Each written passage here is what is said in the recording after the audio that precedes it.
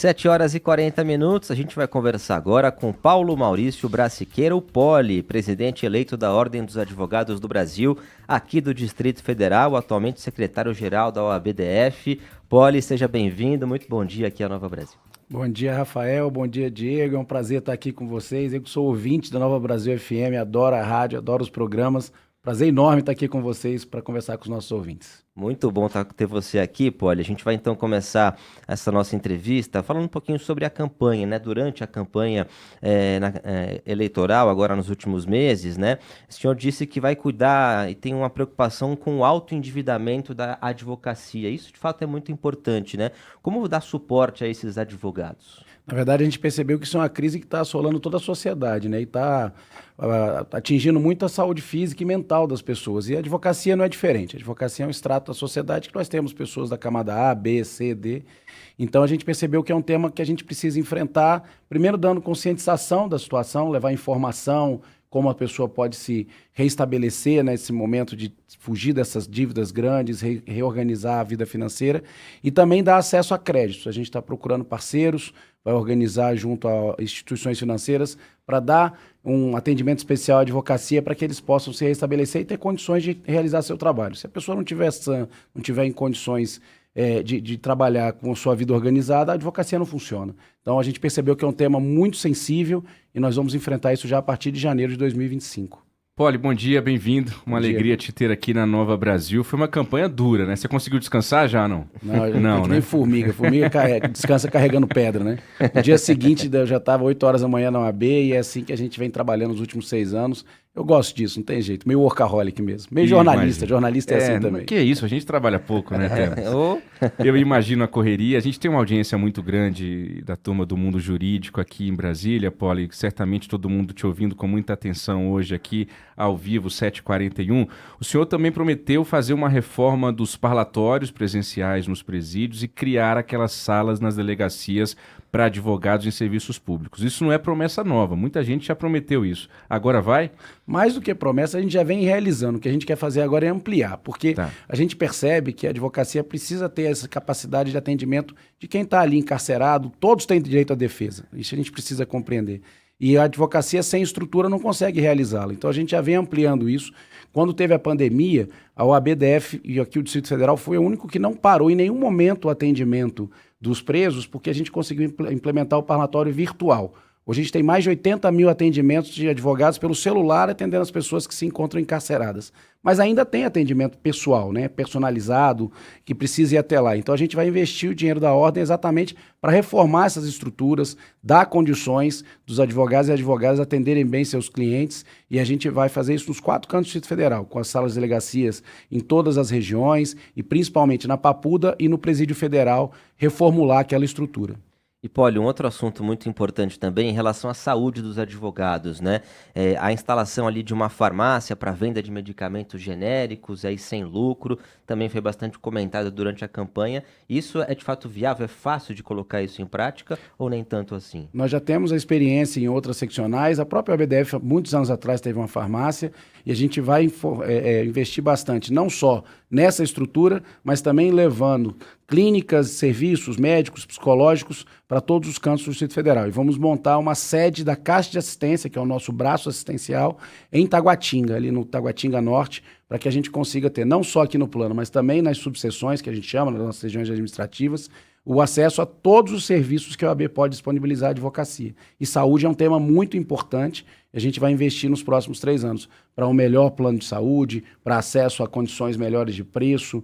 É isso que a gente tem que fazer para dar condição do advogado trabalhar. A OAB serve para isso, para ajudar a advocacia, para muitas coisas, além disso, óbvio, mas também para ajudar a advocacia a ter condições de realizar seu trabalho. 7h44 agora, você está na 97.5 FM, nós estamos conversando ao vivo aqui em nossos estúdios da Nova Brasil com o Paulo Maurício Brassiqueira, mas eu nem sabia o nome dele, é o Poli, gente, é o Poli, presidente eleito da Ordem dos Advogados do Brasil, seccional aqui do Distrito Federal. Poli, eu falei agora há pouco que a campanha foi dura, e foi dura mesmo, até conto para você aqui, para os nossos ouvintes, para você, Tebas, que eu não sou do mundo jurídico, né?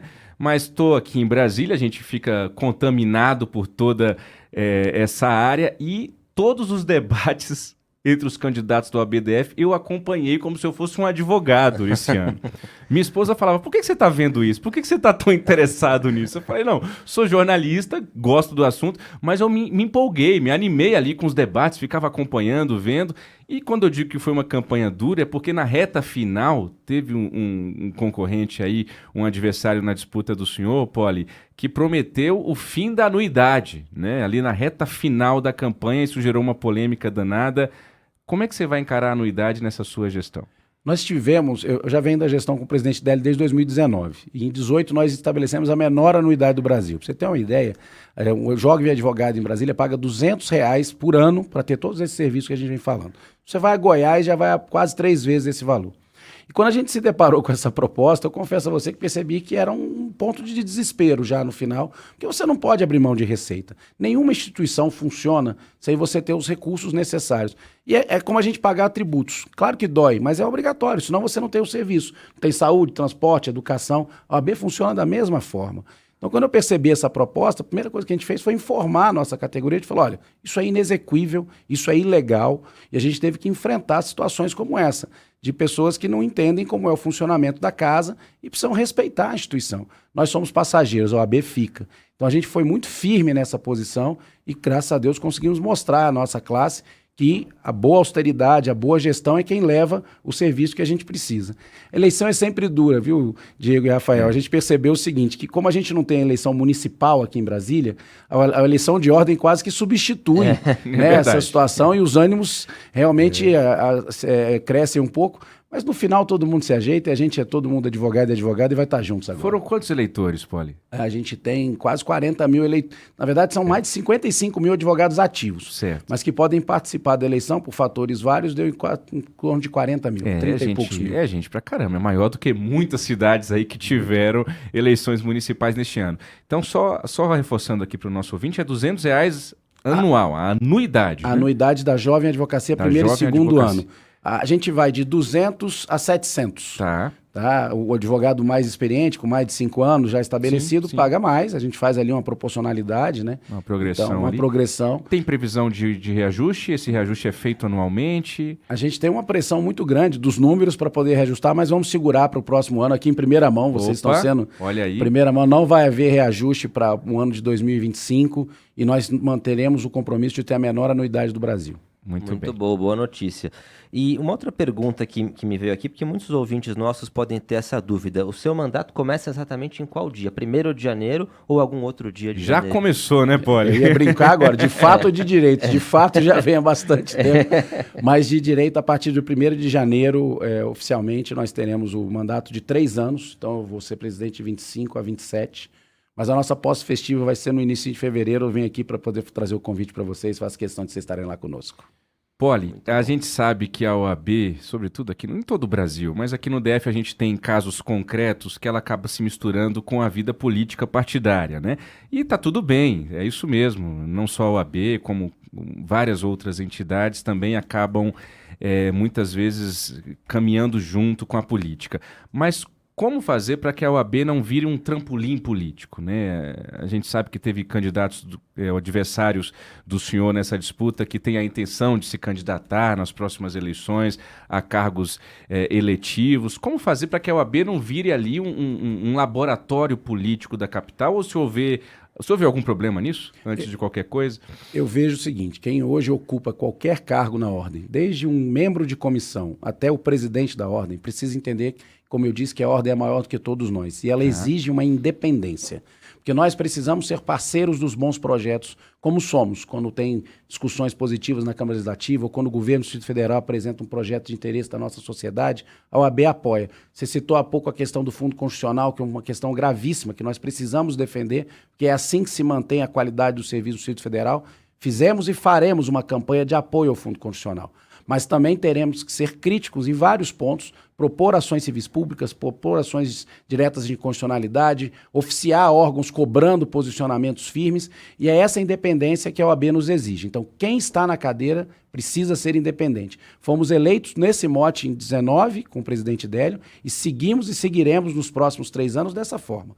Agora, quem depois de terminar o seu serviço de ordem entende que pode contribuir em outras esferas, como é o caso do governador Ibanez, eu não vejo problema. O que não pode é tentar, durante o mandato de ordem, se usar de viés partidário, de viés político, e nós não somos direita, esquerda, centro, nós somos OAB. A OAB só tem um mote, é defender a Constituição, o Estado Democrático de Direito, o interesse da advocacia, o interesse da sociedade, nossas prerrogativas. Então, não admitirei partido político, viés político nos próximos 3 anos da OAB, como não permitimos que acontecesse nos últimos 6 anos. Olha, uma OAB forte, viu, Tebas, é boa para os advogados, para o mundo jurídico, mas para a sociedade como um todo. Eu me recordo, no início da minha carreira, já faz um tempinho, sou jovem, mas o cabelo branco já está aparecendo aqui, viu, Poli?